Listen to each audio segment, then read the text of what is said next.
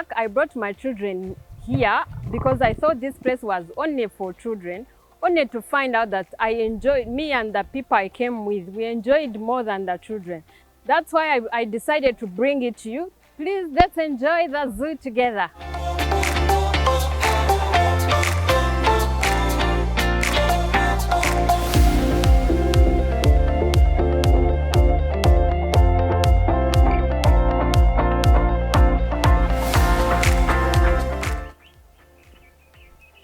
So this is the children's petting area. So when you have kids, could be your nieces, your nephews, your siblings, at a tender age, there's children tender age of about 5 to 12. This is the area for them. So we introduce them to the wildlife. We create a connection between these kids and the animals. So when they come here, they sit. We have educators who teach them about the animals they see on TV, they see in films. Yes. They appreciate them, they do drawings, they draw the animals, they show them paintings, they draw, they pet the animals. Petting, you bring like rabbits, so you create that connection. Okay. A rabbit, it could be a chick, a young of a hen. So they develop that connection at a tender age. Yeah. So by the time they see the wild, they know the relevance, of having a connection, a human-wildlife connection at a very tender age. So that's how we raise them. Okay. Through what they see, what they hear. They use all their senses, touch, seeing, feeling, hearing, and that keeps their memory and keeps their conscience about wildlife active.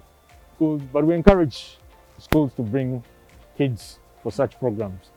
Okay. This is our medicinal garden.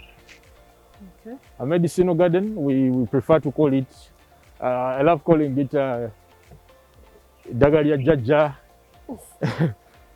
Here we have botany and the horticulture.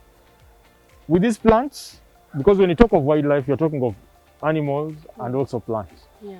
So some of these are medicinal plants that we often use here in Uganda, and some are used in pharmaceutical industries to make drugs. But these plants have been healing many of our, ancestors, our grandfathers, our fathers, even us. We still use them. For instance, I'll show you a few plants. You'll be surprised. We have this is what? This is Kamuriko Mararo. Medicinal use, it's for treating kidney and high blood pressure. Oh, really? You have seen this, even in our home, near our homes. This is castor oil, gonorrhea, snake bites, and used as a contraceptive. Wow. It's found in savannas. Yeah. They call it Soga in Uganda, I think Mukakare. There are very many plants. Quite moringa is here. You know moringa? Yes, ulcers, goiter, hepatitis, and it's also an immune booster. This is mululuza. You've heard of mululuza? Yeah, I know mululuza. Yeah. So we call it mubirizi. Mubirizi. We also have the translation here, mubirizi. So they have malaria, convulsions, cough, each and everything. So sometimes people come and they do not know what these plants are, how they cure, and unfortunately our medicinal garden attendant is not present today, but he would definitely share with you. But there are very many ailments, headache, stomach upset. Like now I have a headache. What can I take? Stomach upset was unfortunately the gentleman is not around, but he would advise how you exactly. So we have very many insects. Yeah. Lemongrass, we always tea, chisubi. You call it califua? Califua? No. Lemongrass. What do you call it?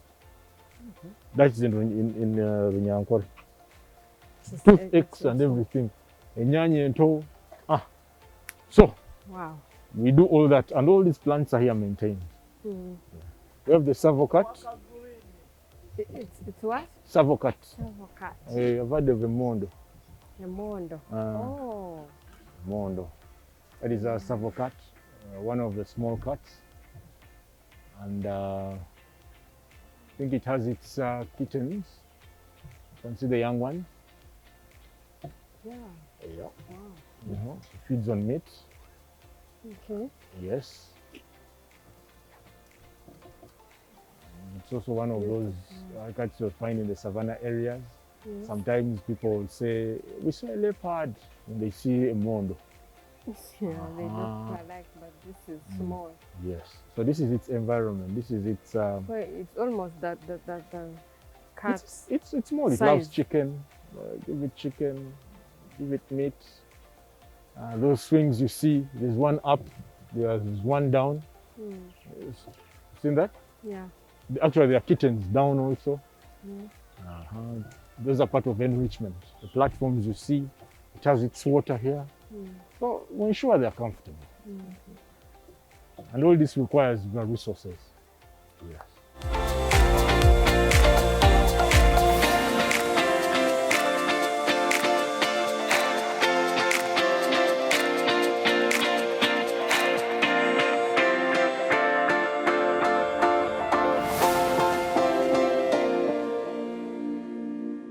Of course, they're usually hunted in the wild for their skins.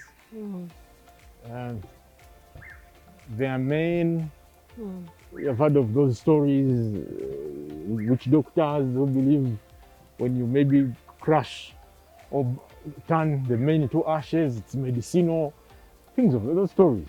Those are the stories people have. Sometimes you've seen some tribes with with the lion skin, you know, as a sign of strength and authority, because lions are the king of the jungle. You know, lions are the king of the jungles in Africa. Yes. But when you go in Asia, it's the tiger that is the king of the jungle. So all those stories. But the numbers quite improving, and we're monitoring them in the wild and here to ensure the numbers multiply, because when you go to the jungles and don't see a lion, that experience is not complete. Yeah, but we have 10 of them here at Uganda Wildlife Conservation Education Center. Yeah, sure. So that's their holding facility. Right here. Yeah. This is called. Lifespan is 10 not to. a cage. It's a what? No, this is an exhibit. It's an exhibit. Yeah. Okay. That's So in an this exhibit, there are 5. There are 6. In the exhibit, yeah, some are in. Okay. Yeah.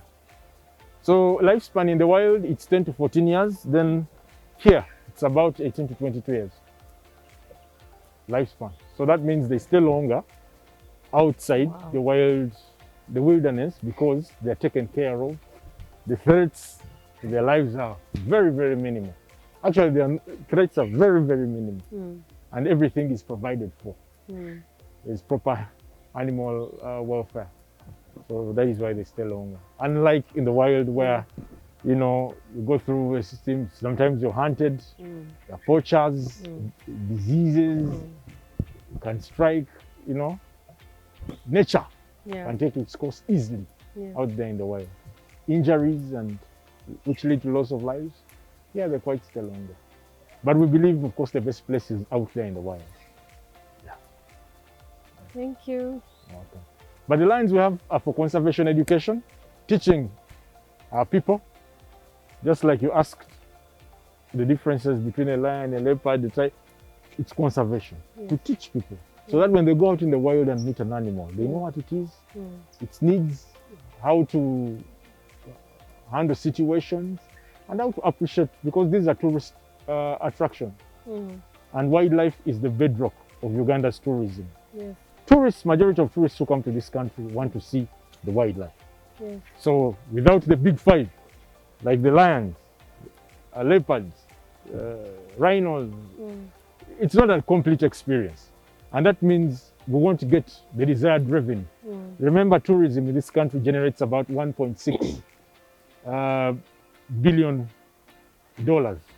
Wow. 1.6. It's the highest foreign exchange earner for this country, tourism. And that was before COVID came in. But majority of the tourists were interested in the wildlife. Yeah. So these are the things we need to educate. The money we collect from tourism, the revenue collected by government is used in infrastructure development, roads, improvement of roads, hospitals, schools, and changing the livelihoods in the communities. That's it. Is it the most dangerous animal compared to the tiger? And Every wild animal is dangerous, depending on the situation, but every wild animal is dangerous. Yeah. Especially the cannibal one. I know. You can.